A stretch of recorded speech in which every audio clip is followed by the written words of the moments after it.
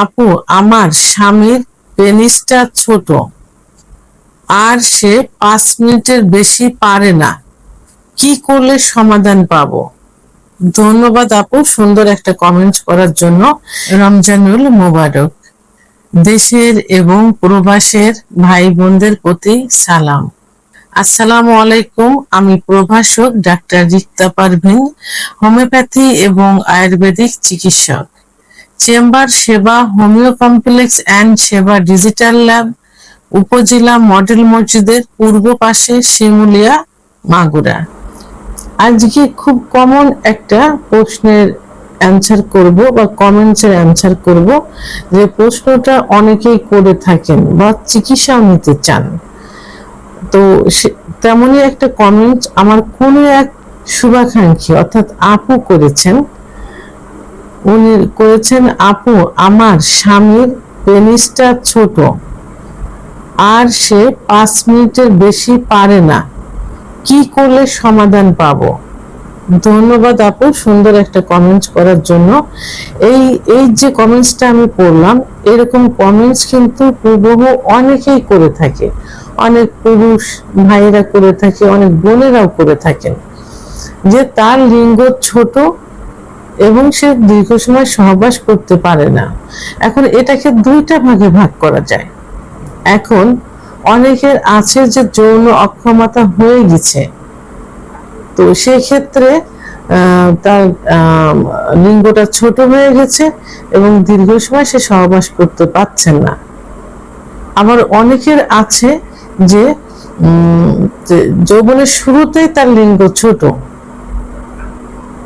অর্থাৎ ছোট বলতে কোনটা বোঝায়, 2 ইঞ্চির মধ্যে সীমাবদ্ধ থাকে, সেটাকে মাইক্রো পেনিস বা ছোট লিঙ্গ বলে, এবং এটা যৌবনের শুরুতে, এবং সে দীর্ঘ সময় সহবাস করতে পারে না। তো তাহলে দুইটা ভাগে হচ্ছে, একটা হলো কারণে ক্ষতি হয়ে গেছে, আর একটা হলো সুতা সৃষ্টি, তাই ওইভাবে ক্ষুধা প্রদত্ত ওইভাবে সৃষ্টি হয়েছে। এখন যদি কোনো কারণে, অর্থাৎ যে কারণগুলো প্রধান, যেটা হলো হস্তমৈথুন, বিছানায় ঘর্ষণ, স্বপ্নদোষ, অতিরিক্ত যৌন মিলন ইত্যাদি কারণে, বিশেষ করে পুরুষের সেক্স হরমোন টেস্টোস্টেরন হরমোন কমে গেলে, যার কারণে লিঙ্গের খর্বতা হয় ইত্যাদি কারণে যদি লিঙ্গ ছোট হয়ে যায় এবং যৌন অক্ষমতার কারণে যদি সে সহবাস করতে না পারে, সেক্ষেত্রে কি করতে হবে? সেক্ষেত্রে আপনাকে একজন অভিজ্ঞ সম্পন্ন ডাক্তারের শরণাপন্ন হতে হবে। ডাক্তার আপনার কিছু পরীক্ষা নিরীক্ষা দিবেন এবং আপনার মুখে কিছু কারণ জানবেন, যে কি কি যৌবনের শুরুতে কি করেছে, তার যৌনতাকে কিভাবে নষ্ট করেছে ইত্যাদি সবকিছু জানার পর এবং কিছু প্যাথোলজিক্যাল রিপোর্ট দেওয়ার পর, সেখানে যে রিপোর্ট আসবেন তার উপর ভিত্তি করে চিকিৎসা দিবেন। তাহলে এটা কিছুটা হলেও পূর্বের অবস্থায় ফিরে আসবে ইনশাল্লাহ। তার আগে কিন্তু অবশ্যই আপনাকে এই কারণগুলো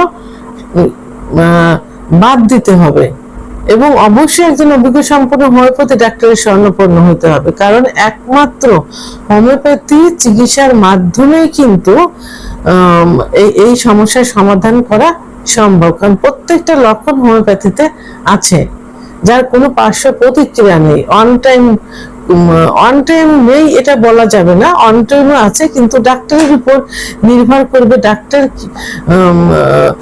কিভাবে আপনার রোগ চিকিৎসা দিবেন। সেখানে মানে পর্যাপ্ত পরিমাণে কিন্তু পার্শ্ব প্রতিক্রিয়া মুক্ত ওষুধ আছে, দেওয়ার অপশন আছে এখানে। সেহেতু আপনি চিকিৎসা নিন। আপনার এই যে লিঙ্গ যদি ছোট হয়ে যায়, তাহলে এটা কিছুটা হলেও পূর্বের অবস্থায় ফিরে আসবে এবং আপনার যে দ্রুত বীর্যপাত, অর্থাৎ প্রিম্যাচুর ইজাকুলেশন যেটা, এটা কিন্তু আবার ফিরে আসবে। আচ্ছা, এখন যদি ন্যাচারাল ভাবে মানে যৌবনের শুরুতে যদি লিঙ্গ ছোট থাকে এবং যদি দীর্ঘ সময় সহবাস করতে না পারে, সেক্ষেত্রে কিছু টেকনিক অবলম্বন আপনাকে করতে হবে। এটা স্বামী স্ত্রী দুজনকে জানতে হবে যে মহিলাদের সুখ পাওয়ার, মানে যৌন মিলনের সুখ পাওয়ার নির্দিষ্ট একটা জায়গা আছে, সেই জায়গাটা কি, সে জায়গাটাকে জি স্পট বলে। এই জায়গাটার অবস্থান হলো যোনিপথের যে মুখ থেকে যারা বেটে নেয় তাদের জন্য 1.5 থেকে 2 ইঞ্চি ভিতরে, এবং যারা লম্বা মেয়ে তাদের জন্য 2 থেকে 2.5 ইঞ্চি ভিতরে। এটা থাকে কোথায়? যোনিপথের উপরের ওয়ালে। নিচের ওয়ালে রেকটাম বা মলদ্বার থাকে, দুই পাশে রান থাকে, উপরে প্রসাবের যে ছিদ্র থাকে, প্রসাবের রাস্তার নিচে যে ওয়াল থাকে সেই ওয়ালে জি স্পট জায়গাটা থাকে। তো এই জি স্পট জায়গাটা যত বেশি ঘর্ষণ পড়বে পুরুষাঙ্গের সহবাসের সময়, তত দ্রুত স্ত্রীর বীর্যপাত ঘটানো সম্ভব হবে। সেক্ষেত্রে টেকনিক অবলম্বন দুইটা করা যাবে। একটা হলো আপনার লিঙ্গের সাইজ যদি 2 ইঞ্চি হয় বা 3 ইঞ্চি হয়, তো সেক্ষেত্রে কিন্তু আপনি ওই সহবাস যখন করবেন তখন আপনার লিঙ্গটাকে নিচের দিকে ধাবিত না করে উপরের দিকে ধাবিত করবেন। তাহলে ওখানের অবস্থান তো যোনিমুখ থেকে কত 1.5 ইঞ্চি, 2 ইঞ্চি, 2.5 ইঞ্চি। তাহলে আপনার যে লিঙ্গ আছে 2 ইঞ্চি, 2.5 ইঞ্চি, 3 ইঞ্চি, এটা দিয়ে কিন্তু সহবাসের সময় উপরের ওয়ালে লাগাতার ঘর্ষণের মাধ্যমে আপনি বীর্যপাত ঘটাতে পারবেন খুব দ্রুত।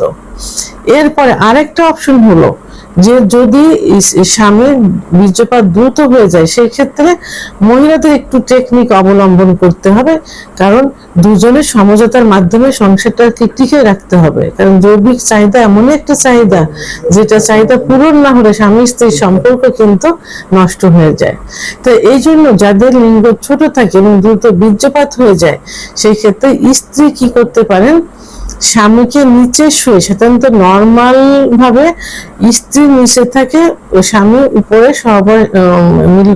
উপর থেকে যৌন মিলন করে যৌন কাজ সম্পাদন করে থাকে। আর এই ক্ষেত্রে কি করবেন, স্বামী নিচেই শুবে, স্ত্রী উপর থেকে যৌন কার্য পরিচালনা করবেন, এবং সে নিজের টেকনিক অবলম্বন করে স্বামীর পেনিসটাকে উপরের দিকে ধাবিত করবেন,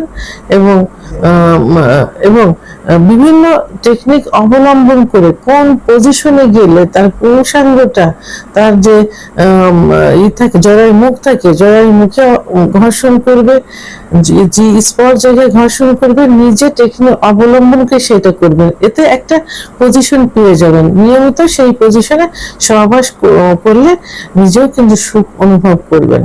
এখন উপর থেকে যখন সহবাস করবেন তখন আপনার কিছুটা এনার্জি লস হবে, সেই ক্ষেত্রে খুব দ্রুত আপনার বীর্যপাত হয়ে যাবে, তো স্ত্রীর বীর্যপাত হয়ে যাবে। তাহলে যে 5 মিনিট, 2 মিনিট, 4 মিনিট বলে, এটা যদি স্বামী স্ত্রী দুজন একসঙ্গে হয়ে যায় সেটাই কিন্তু সুখের।